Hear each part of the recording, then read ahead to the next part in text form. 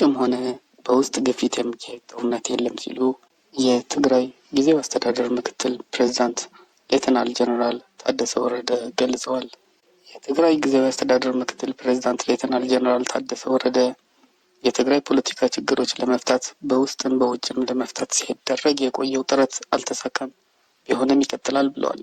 የተካሄደው ጥረት ሊመክን የቻለው በአደራዳሪዎች የተነሳሽነት ማነስ ሳይሆን በተደራዳሪዎች ድክመት ምክንያት ነው ያሉት ምክትል ፕሬዝዳንቱ፣ ቢሆንም ችግሩ ተባብሶ በውስጥም ይሁን በውጭና ጫና የሚካሄድ ጦርነት እንዳይፈጠር እየተሰራ ነው ሲሉ ተናግረዋል። በትግራይ ያለው የፖለቲካ ችግር ከክልሉ አቅም በላይ ሳይደርስ የፌዴራል መንግስት ችግሩ ለመፍታት ጣልቃ አይገባም ያሉት ሌተናል ጀነራል ታደሰ ወረደ ችግሩ ፖለቲካዊ መፍትሄ ያገኛል ሲሉ አመላክተዋል። ወቅታዊ ችግሩ አንዱን በመሾምና ሌላውን በመሻር አይፈታም።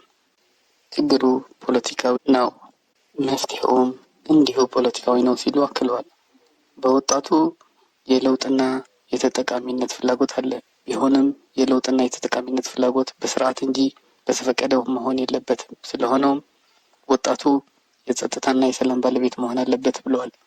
በህወሓት ከፍተኛ አመራሮች መካከል በተፈጠረው ልዩነት ምክንያት አሳዳጅና ተሰዳጅ የሚል ትርክት እንዳይፈጠር ስጋት አለ ያሉ ጀነራሉ ይህንን የተሳሳተ አስተሳሰብ ከወዲሁ ለማረም በጊዜያዊ አስተዳደር የስልጣን እርከን የሚገኙ አመራሮች ተረጋግተው ስራቸውን መስራት እንደሚገባ አሳስበዋል።